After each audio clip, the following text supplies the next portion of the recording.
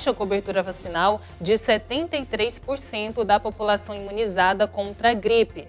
Além da cidade de Rio Verde, que tem estes 15 casos, há casos confirmados em Goiânia, Anápolis, Aparecida de Goiânia, Caçu, Catalão, Porangatu e também na cidade de Trindade. Esse vírus H3N2, da influenza, tem deixado vários estados em alerta por conta do aumento do número de casos e mortes causados pela doença nesse mês de dezembro. A plataforma Infogripe da Fiocruz, a Fundação Oswaldo Cruz, faz levantamento de casos de síndrome respiratória aguda grave, que também engloba a Covid-19. A plataforma mostra tendência de crescimento muito alto de síndrome ao longo aí a longo prazo, um crescimento muito alto a longo prazo em 10 estados. E para falar sobre esse assunto, a gente está em contato agora com o pesquisador da Fiocruz, coordenador do Infogripe, Marcelo Gomes. Marcelo, obrigado pelo contato com a gente aqui. Bom dia. Bom dia, Rubens, Jéssica, Sileide. Um prazer estar falando com vocês de novo e com todo mundo que está nos acompanhando. Inicialmente aqui, Marcelo, qual é a preocupação? Por que esse vírus da gripe preocupa tanto nesse momento no Brasil?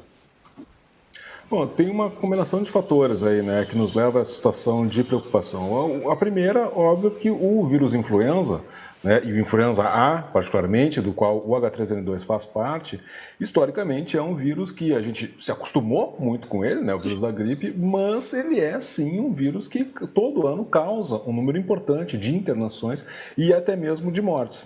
Historicamente, o H1N1 causa um volume maior, o H3N2 nem tanto, mas a gente está lidando com uma nova variante do H3N2, que a gente ainda não tem muita clareza como é que isso vai se comportar, essa cepa em particular vai se comportar.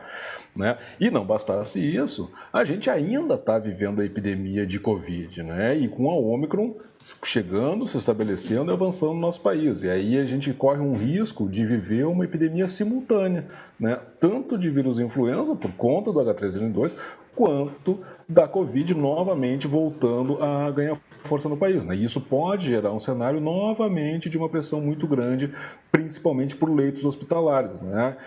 Então, é o tipo da situação que a gente tem que prevenir, tentar fazer tudo o que está ao nosso alcance para evitar um possível cenário desse tipo, das duas simultaneamente avançando pelo país. A gente aprendeu a conhecer, Sileide, o SARS-CoV-2, esse vírus aí, esse coronavírus, e esses a gente já conhece, Os vírus influenza, H1N1, H3N2, o Marcelo com a gente, Sileide. Bom dia, Marcelo. Obrigada pela presença. Antes, uma explicação. Esse H3N2, ele é uma variante diferente do influenza e aí eu queria saber o seguinte, ele provoca uma gripe igual às anteriores, ele tem uma variação e mais, tem vacina já pronta para essa nova variante? Excelente ponto, Sileide. Em termos de sintomas, até o momento que a gente tem de informação é que ele não tem mudado tanto em relação ao que a gente tem historicamente, conhecimento em relação ao vírus influenza. Ele começou a dominar essa cepa em particular final do ano passado, começo desse ano no hemisfério norte, aí que ele começou a ganhar mais força no mundo e pelo menos o que a gente tem de informação até o momento é que ele compartilha os sintomas usuais. Aquela questão de tosse, dor de garganta, nariz entupido, escorrendo a coriza ali, corpo pesado, respiração ofegante eventualmente. Em alguns casos, até como trazido na reportagem, algumas pessoas têm outros problemas, alguns problemas intestinais eventualmente, mas aí são eventos mais raros. Mas tipicamente é aquele conjunto que a gente já está bem acostumado. Tosse, dor de garganta, eventualmente ali um nariz congestionado, e febre, que também, para a gripe, também volta e meia é bem comum aparecer.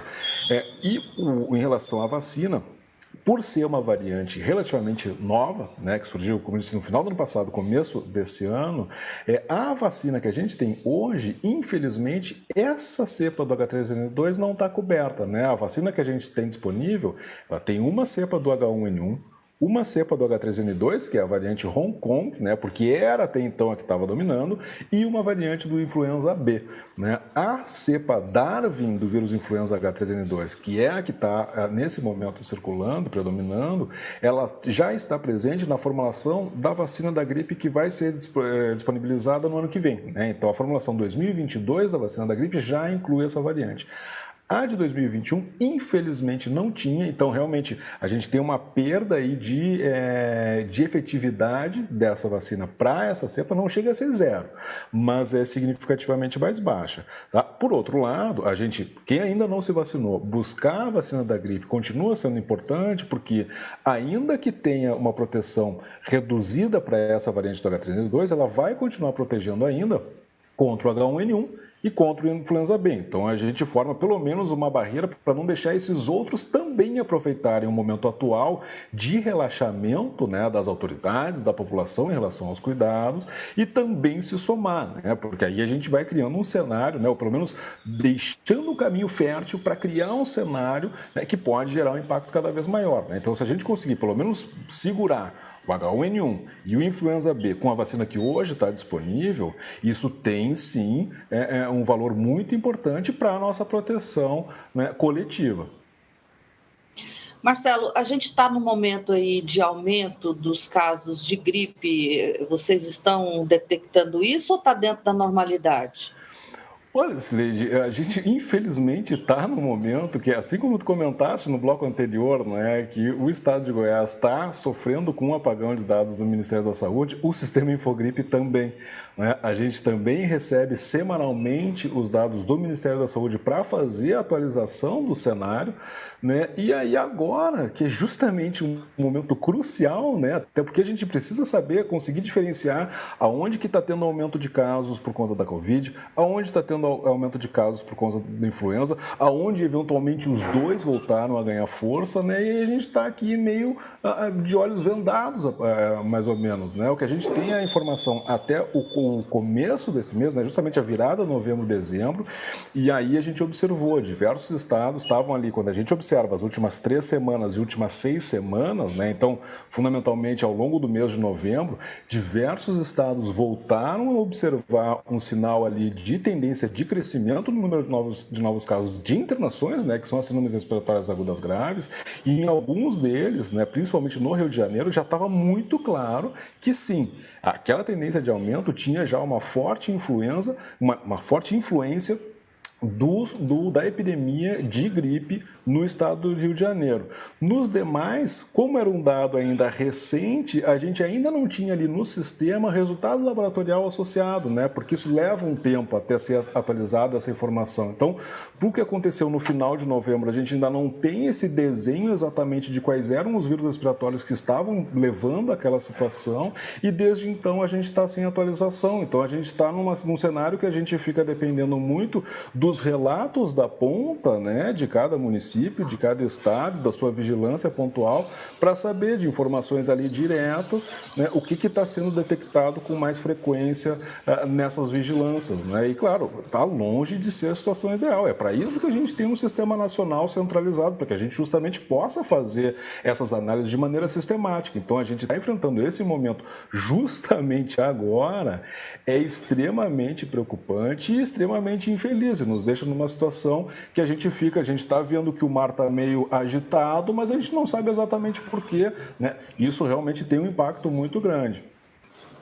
Pois eu estava vendo que alguns estados ainda conseguem fazer notificação, pelo menos dos casos do coronavírus.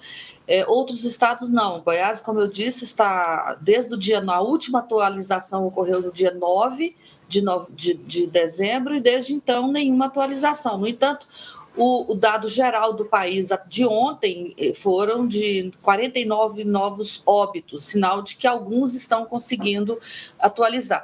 Isso acontece com o caso da gripe também? Está irregular? Tem estados que conseguem, outros não? E por que isso ocorre? Também, né? Então é até bom, né, para a gente deixar claro, né, para quem está nos acompanhando, a gente tem 2 sistemas nacionais de acompanhamento, né, que é o CIVEP Gripe no módulo de síndrome respiratória aguda grave, que é para acompanhamento das internações e dos óbitos, né, de todos os problemas respiratórios. Então, qualquer pessoa que teve problema, está com sinal de problema respiratório, precisou de internação, o CIVEP Gripe é o local em que todas as unidades de saúde devem reportar essas ocorrências. Né? Temos também, dentro desse mesmo sistema, um módulo específico para o que a gente chama de vigilância sentinela de síndrome gripal, que são os casos leves, né, o atendimento ambulatorial, normal, que acaba não necessitando internação. Esse já é um sistema que a gente chama sentinela, então são apenas algumas unidades de saúde que reportam para esse sistema. Bom, tanto o CIVEP gripe quanto tanto para a síndrome respiratória aguda grave quanto para a síndrome gripal, os dois passaram aí por problemas ao longo desse período. A notificação e recuperação dos dados de síndrome respiratória aguda grave, aparentemente, diversas secretarias de saúde já conseguiram recuperar. Né? Para a Covid, que é um outro sistema para acompanhamento mais amplo, né, dos casos ambulatoriais em geral e testagem, continua instável. Até a última informação que a gente teve no fechamento da semana passada, ainda havia instabilidade no sistema, então diversos locais não conseguindo nem registrar, nem recuperar a informação. Né? E aí começa a entrar numa seara que, bom, alguns estados, alguns municípios desenvolveram sistemas próprios de notificação, né, em paralelo com o sistema nacional. Isso é bom e é ruim. Né? É bom no momento atual de apagão, mas em alguns estados isso gerou problema. Por quê? Porque ao ter um sistema local, algumas unidades de saúde privilegiaram notificar apenas no sistema local e deixaram de notificar no sistema nacional. E aí a gente começa a ficar numa situação que, bom, a gente precisa de um sistema nacional para que a gente possa fazer um acompanhamento sistematizado. Né? Claro que para um estado específico, ele ter só o seu dado é ótimo, maravilhoso, mas é fundamental que ele entenda, né, essa importância de integrar com a rede nacional para que a gente possa estruturar e fazer o acompanhamento todos juntos. Né? Então, por isso que alguns estados hoje estão conseguindo fazer a atualização das suas bases e outros não, por conta fundamentalmente desse cenário aí, né, de quem desenvolveu o sistema local e quem privilegiou continuar apenas com o sistema nacional. É o tipo da coisa que a gente, ao longo da epidemia, a gente elogiou muito, né, quem manteve alinhado, né, com o sistema nacional, mas aí agora a gente fica nessa situação, né, que justamente quem tomou essa decisão que a gente julga extremamente correta acaba sendo, de certa forma, penalizado. Marcelo, já havia ocorrido de ficar tanto tempo assim o sistema com problemas, sem atualização? Infelizmente não. A gente teve no final do ano passado, se não me falha a memória, nós tivemos um momento, né, aquela invasão anterior, né, que teve também no sistema do Ministério da Saúde, mas foi muito curta. Aquela, felizmente, teve uma suspensão temporária que rapidamente se resolveu e os sistemas não foram afetados. Continuou sendo possível trabalhar em cima das informações, né?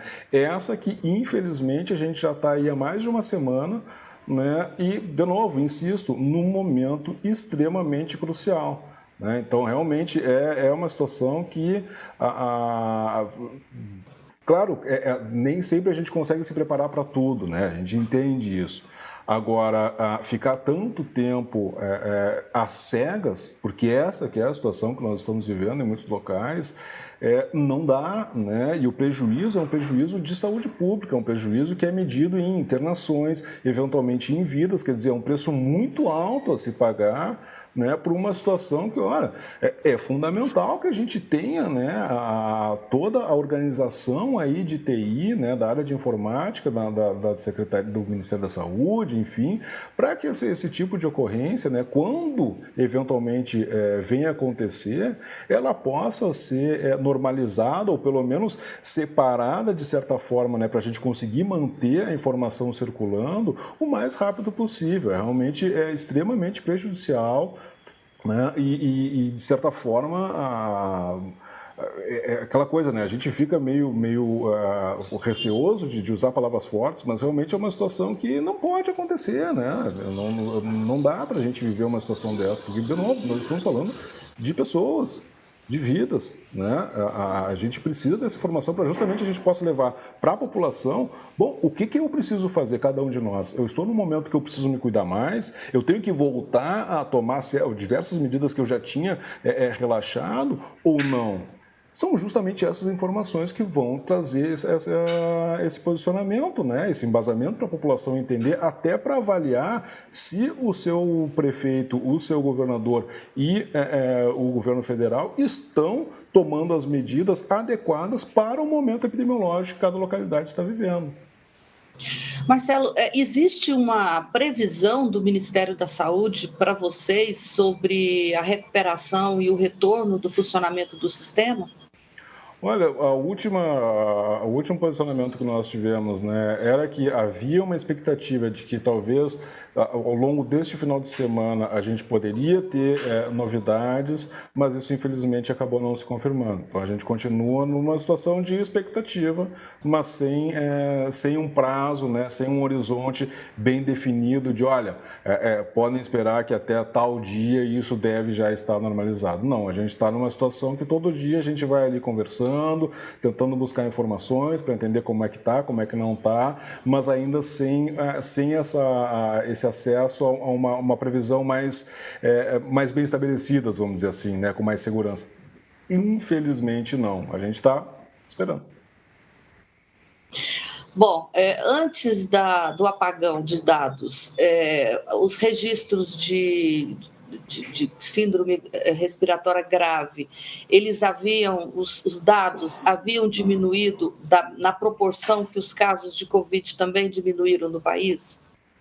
Então, a gente, né, diversas localidades já estavam iniciando ali um processo de interrupção de queda, né? Vários já estavam há várias semanas ali ao longo de todo o mês de novembro já com uma situação de estabilidade, né? Então parou de cair. O próprio estado de Goiás é um desses estados, né, que estava com um cenário bastante claro ali, bastante sugestivo, né, de que havia interrompido a tendência de queda no número de novos casos semanais e diversos deles já estavam apontando um sinal ali de possível retomada do crescimento, né, que inclusive já era, até a gente destacou no boletim à época, né, que boa parte desses estados, diferente do que a gente vinha observando, né, ao longo do mês de outubro, já não era um crescimento que poderia ser atribuído simplesmente à variação natural, né, quando a gente está no momento de estabilização. Não.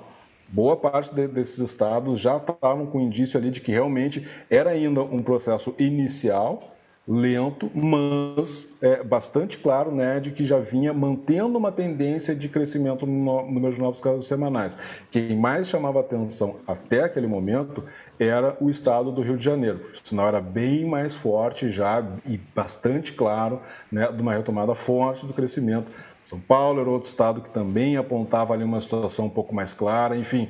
E esses dois estados, né, como a gente tem, são os estados cujas capitais têm um fluxo de pessoas muito grande para todas as capitais do país, né, a gente voltar a ter uma circulação muito forte, seja de vírus influenza, seja chegando a Ômicron e se estabelecendo e se espalhando em qualquer uma dessas duas capitais, isso tem um potencial de rapidamente se alastrar, né, e se espalhar para todos os demais grandes centros urbanos, as capitais aí principalmente, né? Então, até não é à toa que semana passada a gente viu uma série de estados, né, também começando a reportar já a detecção de casos de vírus influenza H3N2, próprio estado do Goiás, como vocês bem trouxeram aí no bloco anterior, também já está notificando, a gente viu que já tem uma série de cidades já com casos positivos para esse vírus, né? Consequências justamente dela ter começado e conseguido gerar um surto, né, uma epidemia muito forte numa das capitais que é um dos 3 principais hubs de mobilidade do nosso país, que é a capital do Rio de Janeiro.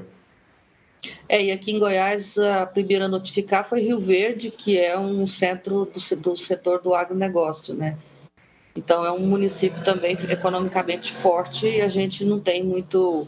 Quer dizer, se começa lá, né, essa coisa não tem muito controle. Marcelo, então, é isso. Agora é olhar caso a caso para tentar ter uma noção, né, do que está acontecendo no Brasil, é olhar onde os estados estão conseguindo, os municípios que estão conseguindo e tentar fazer algum tipo de política pública meio às cegas. Pois é, né? É triste, né? É triste que em dezembro de 2021 a gente esteja dando uma notícia dessas, né? De que a gente tem que decidir o que fazer meio às cegas, a essa altura do campeonato, né? É bastante lamentável. Agora, o que a gente pode, né, em contrapartida, trazer de informação, vamos dizer assim, pelo menos minimamente positiva para a população? Que os cuidados são rigorosamente os mesmos, né? O que a gente precisa fazer para frear a Covid ou o vírus influenza são exatamente os mesmos. Então, aquela questão de boas máscaras, né? E eu insisto, boas máscaras, não é qualquer máscara, dá preferência para N95, PFF2, né? Que são aquelas que se ajustam muito bem ao rosto.